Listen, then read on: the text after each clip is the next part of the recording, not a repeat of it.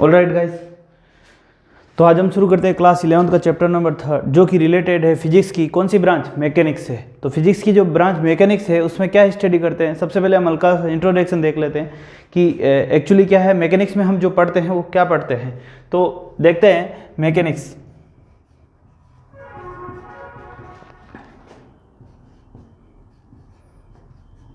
जो फिजिक्स की जो ब्रांच है मैकेनिक्स, जिसमें हम जिसमें थर्ड चैप्टर आता है, वो किस चीज़ से रिलेटेड है। मैकेनिक्स में हम देखते हैं दो चीज़ देखते हैं कि what produce the motion. Mechanics में नॉर्मली हम स्टडी करते हैं मोशन से रिलेटेड जो भी होता है वो हम किस में देखते हैं, मैकेनिक्स में। तो मैकेनिक्स में दो चीज़ें होती है, क्यों, एक तो वो होता है व्हाट प्रोड्यूस मोशन और वो एक होता है व्हाट इफेक्ट मोशन। क्या क्या होता है, एक होता है कि व्हाट प्रोड्यूस मोशन,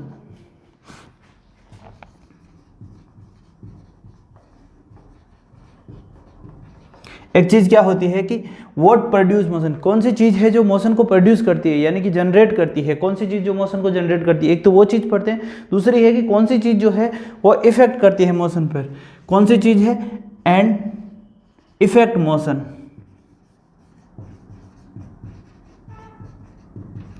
यानी कि मोशन से रिलेटेड कौन सी चीज़ मोशन को प्रोड्यूस करती है और कौन सी चीज़ मोशन को इफेक्ट करती है, वो दोनों चीज़ें हम किस में पढ़ते हैं, मैकेनिक्स में पढ़ते हैं। और मैकेनिक्स को अब फिर से इन दो अलग अलग पार्ट में डिवाइड किया हुआ है। एक वो चीज़ जिसमें हम देखते हैं कि what produce mechanic motion and एक इफेक्ट मोशन, अलग अलग चीज़ होती है। ठीक है, तो देखते हैं इसके दो पार्ट होते हैं। मैकेनिक्स के नॉर्मली दो पार्ट्स है, कौन कौन से, एक काइनेमेटिक्स और एक होता है डायनेमिक्स। जो काइनेमेटिक्स है वो क्या होता है,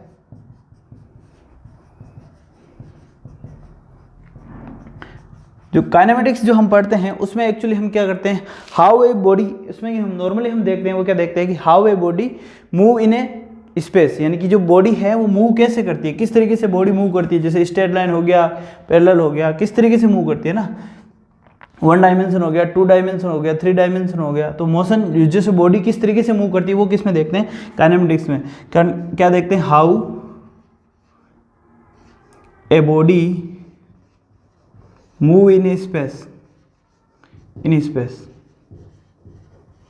यानी कि स्पेस में जो है एक बॉडी है जो किस तरीके से मूव करती है वो हम किस में देखते हैं, काइनेमेटिक्स में देखते हैं। और दूसरा जो इसकी ब्रांच होती है वो कहते हैं डायनेमिक्स होती है। जो डायनेमिक्स होती है उसमें हम देखते हैं कॉजेज ऑफ मोशन, यानी कि मोशन को जो इफेक्ट करता है या रीजन है जो भी है, कॉजेज ऑफ मोशन देखते हैं, ऑफ मोशन। जितने भी कारण आएंगे वो सब मोशन के कारण जितने भी होते हैं, होने के नहीं होने के, सब चीज कॉजेज ऑफ मोशन किस में देखते हैं, हम डायनेमिक्स में देखते हैं। ठीक है, तो ये हमारा जो थर्ड चैप्टर है वो काइनेमेटिक्स से रिलेटेड है। और काइनेमेटिक्स में भी ये क्या है, 1 डायमेंशन है एक्चुअली, 1 डायमेंशन, 2 डायमेंशन और 3 डायमेंशन, 3 पार्ट्स में पढ़ते हैं काइनेमेटिक्स। 1 डायमेंशन, काइनेमेटिक्स को 3 तरीके से पढ़ते हैं। 1 डायमेंशन की होती है, 2 डायमेंशन की होती है एंड 3 डायमेंशन। यानी कि अब यहां पर डायमेंशन क्या है, देखो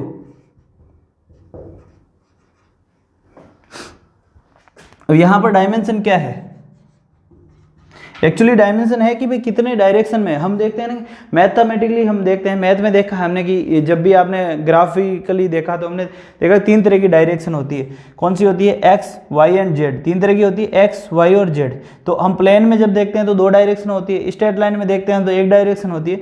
तो एक एक्स एक्सिस होती है अगर मोशन एक्स एक्सिस है, या वाई एक्सिस है, और एक जेड एक्सिस होते हैं। 3 डायरेक्शन होती है। ठीक है, 3 कौन कौन सी, इस तरीके से 3 होती है डायमेंशन, 1 2 3 डायमेंशन होती है।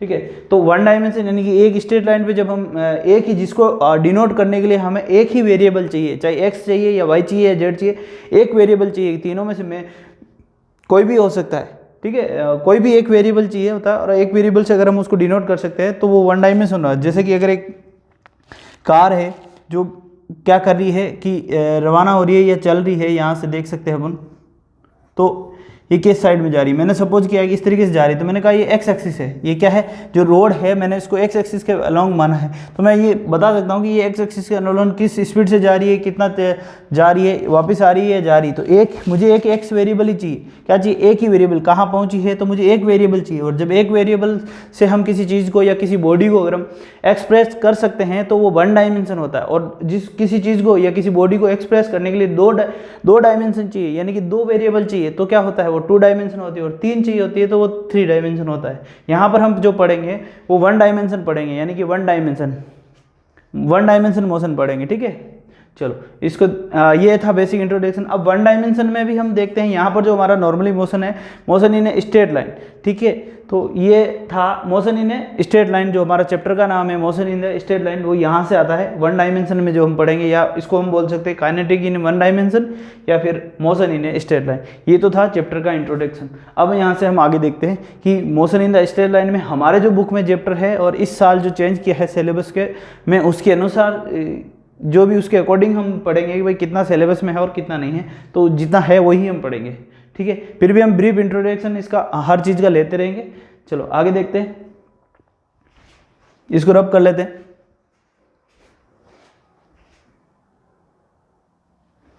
ओके गाइस, अब हम देखते हैं motion in a straight line. Motion in a straight line यानी कि मोशन, सबसे पहले हम देखते हैं मोशन चीज़ क्या होती है। एक होता है रेस्ट एंड एक होता है मोशन।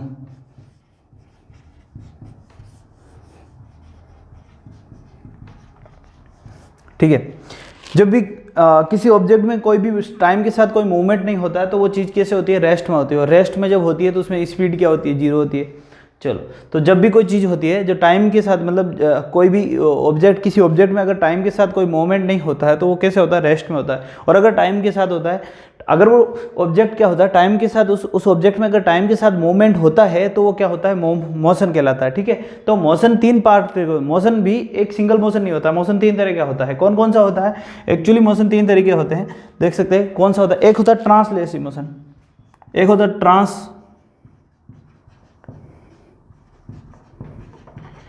ट्रांसलेशन, दूसरा होता है पहला मोशन होता है ट्रांसलेशन, दूसरा होता है वाइब्रेशन, और तीसरा एक होता है ट्रांसलेशन, वाइब्रेशन, और तीसरा कौन सा होता है, देखते हैं।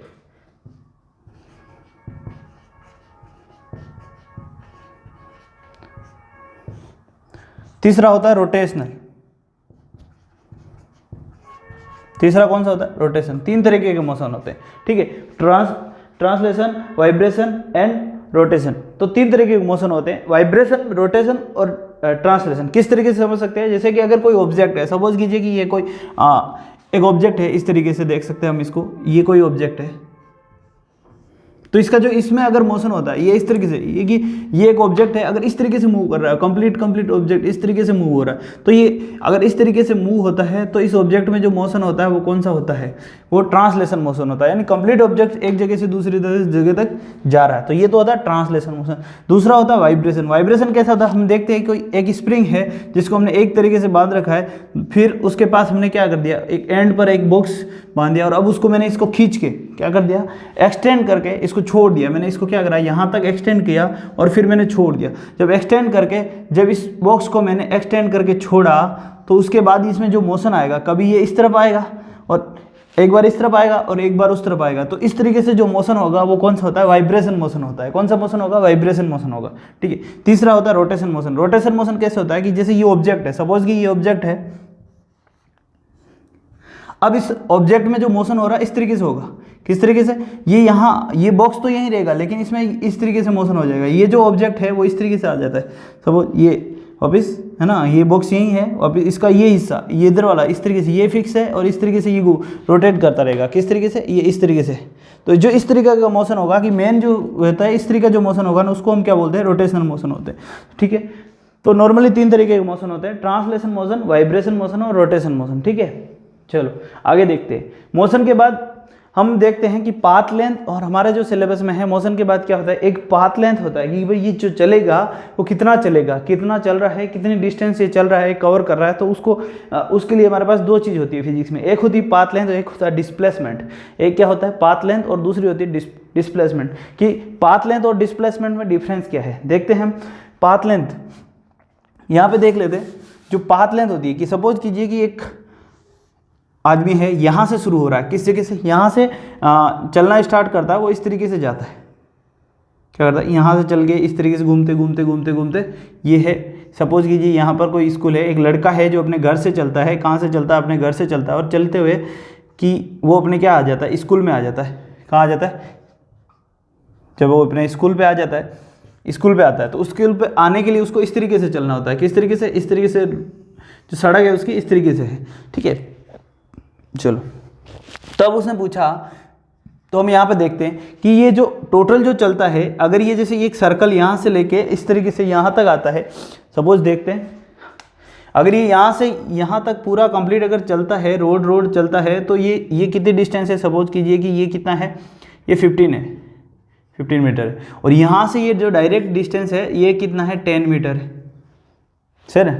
तो अगर ये, अब मैं इसकी डिस्टेंस काउंट करता हूँ, ये 15 मीटर चला, फिर 15 मीटर चला, इस तरीके से 15, फिर 15, यानी कि यहाँ तक आया, तो कितना हो गया, इसकी टोटल डिस्टेंस जो ये चला, टोटल डिस्टेंस इसको चलनी पड़ी, रोड जब आता है तो 45 चलती। और वही अगर ये डायरेक्ट आता, यहाँ से जैसे इस जगह तक का पॉइंट, ये डिस्टेंस 10 मीटर है, फिर ये वापस 10 मीटर आ गया, है ना सपोज, फिर वापस ये अगला 10 मीटर आ गया, तो ये टोटल कितना चला। इस तरीके से अगर सीधा स्ट्रेट लाइन से आता तो ये टोटल इसको कितना चलना होता, 30 मीटर चलना होता, है ना, शॉर्टकट मारता।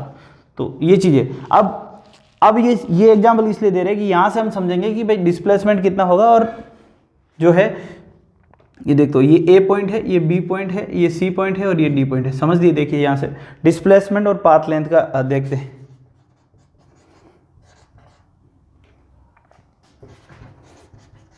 ठीक है, देखते हैं यहाँ पे देखो, अब जब ये लड़का यहाँ से शुरू होता है, बी पॉइंट पर पहुँचा, अगर कहाँ पहुँचता है, बी पॉइंट पर पहुँच जाता है, इस पॉइंट पर जब बी पॉइंट पर पहुँच जाता है यहाँ से चल के, तो मैं आपसे पूछूंगा कि इसकी पाथ लेंथ कितनी, यानी कि ये कितनी डिस्टेंस चल के आया। तो ये चल के यहाँ से आया, यानी कि कितना डिस्टेंस चला, 15 मीटर। तो ये 15 मीटर जो है ये क्या है, इसका पाथ लेंथ है, ये तो कितना चला। अब दूसरा कि ए और बी के पॉइंट जो है, ए और बी है, इनके बीच की जो शॉर्टेस्ट डिस्टेंस है, यानी कि स्ट्रेट लाइन में जो डिस्टेंस है वो कितनी है, 10 मीटर। तो ये शॉर्टेस्ट डिस्टेंस होती है वो क्या होता है, डिस्प्लेसमेंट होता है। डिस्प्लेसमेंट, जो डिस्प्लेसमेंट होता है वो क्या होता है, शॉर्टेस्ट डिस्टेंस है। शॉर्टेस्ट डिस्टेंस कितनी है, ए और बी के बीच की, क्या है, ये 10 मीटर ही है, राइट। तो अब मैं आपसे पूछ लेता हूं कि ये डी पर आपके स्कूल तक पहुंच जाता है, तो ए से लेके डी तक स्कूल पे पहुंच जाता है। तो अगर स्कूल तक पहुंचने के लिए आपसे पूछता हूं मैं कि भाई ये ए से लेके डी तक जाता है, इस रूट से जाता है, तो इसका पाथ लेंथ कितनी है, ये पाथ लेंथ कितनी, 15 मीटर, फिर 15 मीटर यहाँ पर, फिर 15, ये चला तो 15 मीटर चला, फिर 15, यानी कि टोटल कितना चला, 45 मीटर, यानी कि टोटल चला कितना, 45 मीटर। तो इसकी पाथ लेंथ कितनी है, 45 मीटर, यानी कि कितना ट्रेवल करता है कोई भी आदमी है, जो ट्रेवल डिस्टेंस, यानी कि ट्रेवल जो डिस्टेंस होती है वो क्या होता है, पाथ लेंथ होती है। और जो शॉर्टेस्ट डिस्टेंस बिटवीन 2 पॉइंट वो क्या होता है, डिस्प्लेसमेंट होता है। तो ए और डी जो है, इन दोनों पॉइंट के बीच की जो शॉर्टेस्ट डिस्टेंस है वो कितनी है, 30 मीटर। तो इसका जो डिस्प्लेसमेंट आ गया वो 30 मीटर रहता है। तो आगे बात समझ में। डिस्प्लेसमेंट और पाथ लेंथ के लिए एक अदर एग्जांपल लेते हैं कि एक लड़का है जो किसी ग्राउंड में क्या कर रहा है, रनिंग कर रहा है। देखते हैं, सॉरी, क्या कर रहा है, एक ग्राउंड, 1 किलोमीटर का ये ग्राउंड है सर्कुलर, जिसमें क्या है, एक लड़का रनिंग करता है, इस पॉइंट से शुरू होता है। क्या करता है वो लड़का है, वो इस जगह से शुरू करता है रनिंग करना, और वो घूमते घूमते वापस इसी जगह आ जाता है। क्या आ जाता है, वापस इसी पॉइंट पर, यानी कि यही इसका इनिशियल पॉइंट है और यही इसका फाइनल पॉइंट है। तो इन दोनों के बीच में तो इस इनिशियल पॉइंट भी यही है और फाइनल पॉइंट भी यही है। तो आपसे पूछेंगे कि इसने इसकी पाथ लेंथ कितनी है, यानी कि ये जो सर्कल है वो कितना है, 1 किलोमीटर का है, सपोज कीजिए 1 किलोमीटर का है ना। तो जब मैंने आपसे पूछा कि जब ये यहाँ से शुरू हुआ और वापस यहीं पे आ गया, तो इसकी पाथ लेंथ क्या होगी, तो इसकी पाथ लेंथ है, यानी कि इसने कितना ट्रेवल किया है। तो ट्रेवल कितना किया, यहाँ से शुरू हुआ और यहाँ तक आया रनिंग करते करते, यानी कि 1 किलोमीटर ट्रेवल किया। तो इसकी जो पाथ लेंथ है वो कितनी है, जो इसकी पाथ लेंथ है वो कितनी है, 1 किलोमीटर, राइट। अब दूसरा मैंने आपसे पूछा कि इसका डिस्प्लेसमेंट कितना है। डिस्प्लेसमेंट यानी कि इनिशियल पॉइंट और फाइनल पॉइंट। अब इनिशियल पॉइंट और फाइनल पॉइंट तो सेम ही है, यहाँ से शुरू हुआ और यहीं पे वापस आ गया, तो ये कितना हो जाएगा, minus initial point, final point minus initial point. तो इसकी जो डिस्प्लेसमेंट आ जाएगा वो कितना आ जाएगा, 0 आ जाएगा। तो इसका जो डिस्प्लेसमेंट है वो कितना आ जाएगा, 0 आ जाएगा। अगली बात समझ में, ये होता है पाथ लेंथ और डिस्प्लेसमेंट में जो होता है डिफरेंस आता है। अब इस चीज़ से पाथ लेंथ और डिस्प्लेसमेंट से रिलेटेड होती है वेलोसिटी एंड स्पीड। क्या होती है? वेलोसिटी और स्पीड। जब ये पाथ लेंथ और डिस्प्लेसमेंट क्लियर समझ में आएगा तो आपको समझ में आएगा वेलोसिटी और स्पीड। और वेलोसिटी और स्पीड में नॉर्मली कन्फ्यूजन रहता है, उसी को हम खत्म करते हैं। यहाँ से पाथ लेंथ और डिस्प्लेसमेंट समझ में आ गया, अब इसको रब कर लेते हैं और उसके बाद हम देखेंगे वेलोसिटी और स्पीड में जो डिफरेंस है वो क्या है।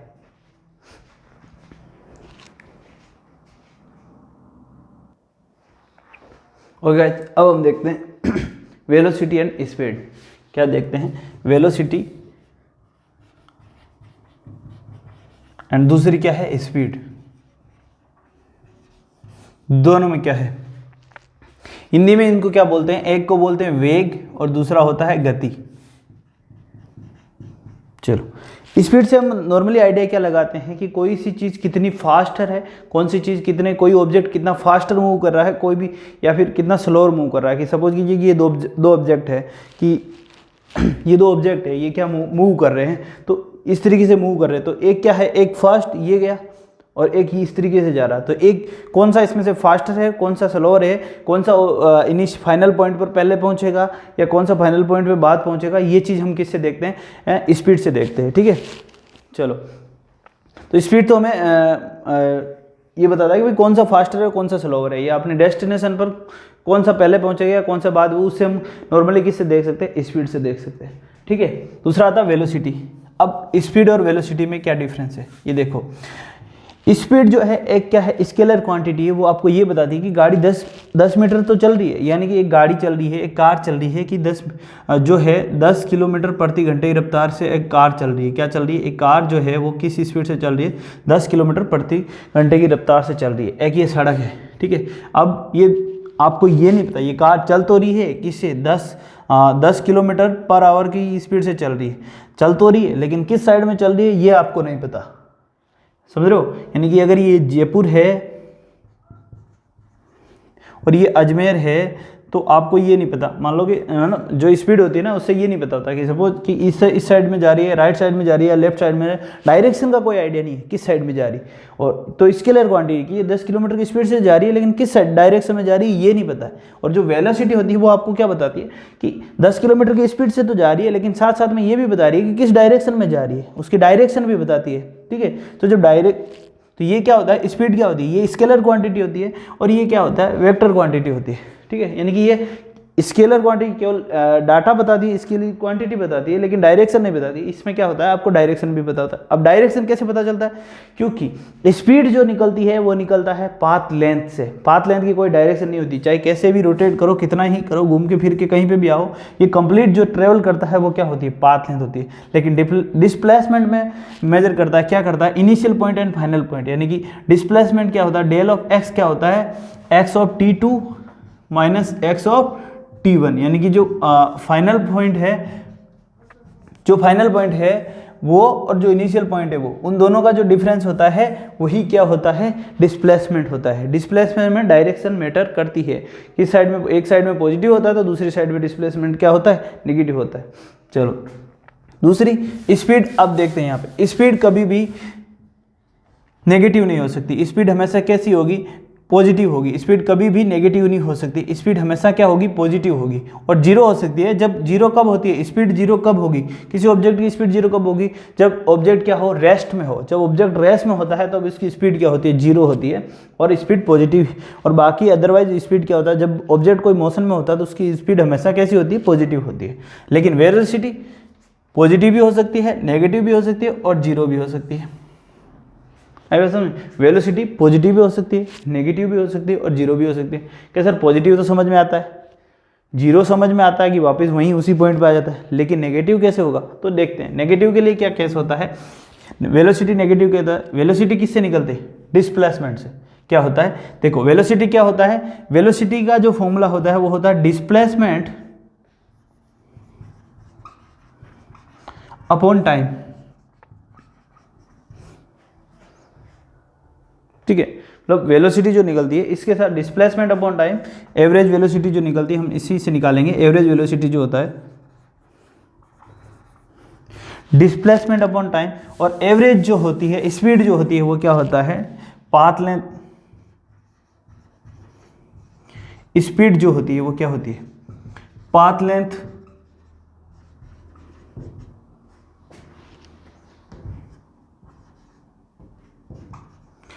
Upon time, right. तो ये तो होता है एवरेज वेलोसिटी, ये क्या होता है एवरेज वेलोसिटी, और ये होता है एवरेज स्पीड। तो एवरेज इसको इस तरीके से भी लिख सकते हैं। डिस्प्लेसमेंट क्या होता है xt2 minus xt1 upon delta t या टी, समझ रहे हो। जो टाइम होता है, टोटल टाइम होता है, डेल टी बोल सकते हो या t2 माइनस, यानी कि t2 माइनस t1, ये क्या आएगी एवरेज वेलोसिटी आएगी आपकी, क्या आएगी एवरेज वेलोसिटी। और वेलोसिटी किससे निकलेगी आपके डिस्प्लेसमेंट से निकलेगी। और एवरेज स्पीड निकालनी है तो आपको किससे निकलेगी पाथ लेंथ से निकलेगी। एवरेज स्पीड किससे निकलेगी पाथ लेंथ से निकलेगी। तो यहाँ से वेलोसिटी से आपके क्वेश्चन बनता है, डिस्प्लेसमेंट से वेलोसिटी से क्वेश्चन ज़्यादा बनता है, स्पीड से क्वेश्चन कम आते हैं। तो वेलोसिटी से बनता है। एवरेज वेलोसिटी किस तरीके से निकाल सकते हो, जो फाइनल डिस्प्लेसमेंट है माइनस इनिशियल डिस्प्लेसमेंट डी2 माइनस टी1 कर सकते हैं, ठीक है। अब ये नेगेटिव, सर ये नेगेटिव कैसे होता है, जब डिस्प्लेसमेंट नेगेटिव होगा तो वेलोसिटी क्या हो जाएगी, यहाँ पर डिस्प्लेसमेंट नेगेटिव आ जाएगा तो वेलोसिटी कैसे आ जाएगी नेगेटिव आ जाएगी। कैसे कि अगर आपने मान लो सपोज करते हैं कि एक लड़का, एक चोर होता है, क्या होता है एक चोर होता है, यहाँ से वो चोरी करके भागता है इस घर से, ठीक है। इसका घर इस साइड में है, ठीक है, इस चोर का खुद का घर इस साइड में है, ये यहाँ से चोरी करता है और इस साइड में भागता है, ये यहाँ पर भागता है, भागता आता है 50 मीटर भागता है कि उसको सामने से एक पुलिस वाला आता हुआ दिख जाता है। क्या दिख जाता है, सामने से उसको एक पुलिस वाला आता हुआ दिख जाता है, ठीक है, जो टोपी लगाया हुआ रहता है इस तरीके से, आप देख सकते हो। ये क्या होता है पुलिस वाला। तो ये क्या करता है रिटर्न भागता है, वापस इस तरफ से भाग के आ जाता है अपने घर की तरफ। तो यहाँ से ये क्या 30 मीटर एक्स्ट्रा चल जाता है, यानी कि 80 चल जाता है। तो अगर इस साइड की मैं +50 डायरेक्शन लेता हूँ डिस्प्लेसमेंट के लिए, तो इस साइड ये क्या आ जाएगा -80। जब ये वापस यहाँ से शुरू किया, इनिशियल पॉइंट कहाँ से, यहाँ से ये भागता हुआ यहाँ तक गया और यहाँ से फिर ये वापस भागते हुए इस तरफ आ गया, तो ये +50 था, ये -80। तो यहाँ पहुँचने पर इसका जो डिस्प्लेसमेंट है वो कितना आ जाएगा -30। नेट डिस्प्लेसमेंट कितना आ जाएगा इसका -30। तो जब डिस्प्लेसमेंट -30 आएगा तो टाइम अपॉन करेंगे तो वो कैसा आएगा, टाइम तो कभी नेगेटिव नहीं होता, टाइम तो हमेशा पॉजिटिव रहता है। तो एक चीज़ नेगेटिव और एक चीज़ पॉजिटिव रहती है, तो रिजल्ट हमेशा क्या आएगा, डिवाइड करते तो नेगेटिव आएगा, ठीक है। तो इस तरीके से हमारी जो वेलोसिटी है वो नेगेटिव आ सकती है। चलो आगे देखते हैं हम। अब हम यहाँ पर अब हम देखते हैं कि भाई ये चीज़ हम पढ़ लिया। यहाँ से हम एक होता है कि डेरिवेटिव और एक होता है इंटीग्रेशन। तो डेरिवेशन और इंटीग्रेशन होता है, उसके अंदर हम देखते हैं कि डेरिवेशन से क्या होता है कि ग्राफिकली इस बार आपके सिलेबस में नहीं है, ग्राफिकली जब स्टडी हम नॉर्मली करते हैं तो उसमें क्या होता है कि इनिशियली जब भी इनिशियल वेलोसिटी या इनिशियल स्पीड निकालते हैं तो dy/dt या जैसे इनिशियल एक्सेलरेशन निकालेंगे dv/dt करेंगे या dx/dt करेंगे, तो ये इनिशियल वेलोसिटी निकालेगा और ये इनिशियल एक्सेलरेशन निकालेगा। तो जब भी इनिशियल वेलोसिटी या इनिशियल एक्सेलरेशन निकालना होता है तो हम क्या करते हैं dv/dt और dx/dt करते हैं। ये होता है इनिशियल। इसका मतलब होता है कि बहुत ही पार्शली टाइम पर होता है, कि बहुत ही छोटे टाइम इंटरवल में। अगर ये जैसे मोशन कर रहा है ना इस तरीके से, बिल्कुल बारीक टाइम इंटरवल में जब लेते हैं ना तब dy/dt करते हैं, ठीक है। इनिशियल वो छोटा टाइम ट्रेवल, यानी कि जो जैसे यहाँ पर जो time travel t2 minus t1 लेते हैं ना, बिल्कुल बारीक से लेते हैं ना, तब ये लेते हैं। तो उससे क्या होता है इनिशियली, यानी कि उस पॉइंट पर, उसी पॉइंट पर हमें वो क्या मिल जाता है, उसकी स्पीड मिल जाती है, उसकी वेलोसिटी मिल जाती है उसी पॉइंट पर, इनिशियल पॉइंट पर। यानी जिस पॉइंट टाइम ट्रेवल इतना छोटा होता है कि उसी पॉइंट पर हमें क्या हो जाती है, वो वेलोसिटी या स्पीड मिल जाती है। तो dv/dt करते हैं नॉर्मली। आई बात सर, टाइम के रेस्पेक्ट में उसका अवकलन या समाकलन करते हैं, डिफरेंशिएशन या इंटीग्रेशन करते हैं, उस तरीके से हम इसको सोल्व करेंगे। अब हम यहाँ से कॉन्सेप्ट सीखेंगे। ये तो था average speed and average velocity का। यहाँ से अब हम देखेंगे कि वेलोसिटी, ये डेरिवेशन, डिफरेंशिएशन और इंटीग्रेशन देखेंगे। फिर हम देखेंगे किस तरीके से डेरिवेशन करके हम डिस्प्लेसमेंट से वेलोसिटी निकाल सकते हैं, वेलोसिटी से एक्सेलरेशन निकाल सकते हैं। तो देखते हैं, इसको रब कर लेते हैं, फिर आगे बात करते हैं।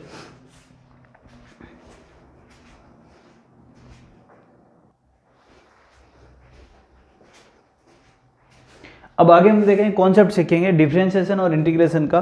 तो देख सकते हैं, मैं वो क्यों सीखते हैं, नॉर्मली हम देख सकते हैं डिफरेंशिएशन से क्या कर सकते हैं और इंटीग्रेशन से क्या। डिफरेंशिएशन जो होता है, देखो उससे हम क्या कर सकते हैं कि अगर हमें क्या होता है, एक्स सपोज कीजिए क्या है, डिस्प्लेसमेंट दिया हुआ है, क्या दिया हुआ है डिस्प्लेसमेंट।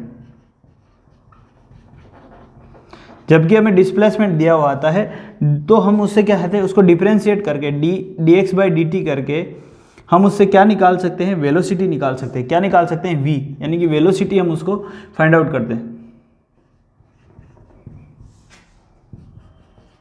हम क्या निकाल सकते हैं, वेलोसिटी निकाल सकते हैं। और वेलोसिटी को जब हम डिफरेंशिएट करेंगे dv बाई dt करेंगे, या टाइम के रेस्पेक्ट में, किसके रेस्पेक्ट में, सभी इन चीज़ को किसके रेस्पेक्ट में करेंगे, टाइम के रेस्पेक्ट में करेंगे। तो dy बाई dt करेंगे, डिफरेंशिएट करेंगे, तो हमें क्या पता है, एक्सेलरेशन मिलता है। क्या मिलता है,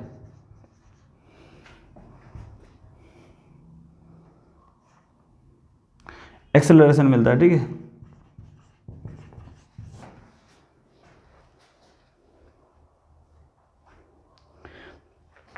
अब वापस इसी तरीके से अगर हम इसका वापस उल्टा करते हैं, जैसे आपको एक्सेलरेशन दिया और आप उसका वापस क्या करते हो, इंटीग्रेशन करते हो, यानी कि डिफरेंशिएशन क्या कहता है, नीचे आता है, और इंटीग्रेशन क्या जाता है, वापस ऊपर ले जाता है। इंटीग्रेशन से आप वापस क्या कर सकते हो, एक्सेलरेशन से वेलोसिटी पे जा सकते हो, और वेलोसिटी से वापस आप क्या कर सकते हो, डिस्प्लेसमेंट पर आ सकते हो। ऑलराइट, ये होता है, ये कॉन्सेप्ट काम में आता है किसमें, जब हम डिफरेंशिएशन और इंटीग्रेशन करेंगे। तो इससे अब समझने के लिए पहले हम सीखेंगे डिफरेंशिएशन क्या होता है, फिर हम सीखेंगे इंटीग्रेशन क्या होता है। तो उनका बेसिक कॉन्सेप्ट सीखते हैं पहले, नेक्स्ट क्लास में हम देखेंगे इन दोनों का बेसिक कॉन्सेप्ट समझते हैं, डिफरेंशिएशन और इंटीग्रेशन क्या होता है, फिर उस पर हम कुछ प्रॉब्लम सोल्व करेंगे, और फिर उसको वापस रिलेट करेंगे किससे, इससे, डिस्प्लेसमेंट, वेलोसिटी एंड एक्सेलरेशन से। ऑलराइट, तो देखते हैं, मिलते हैं नेक्स्ट क्लास में।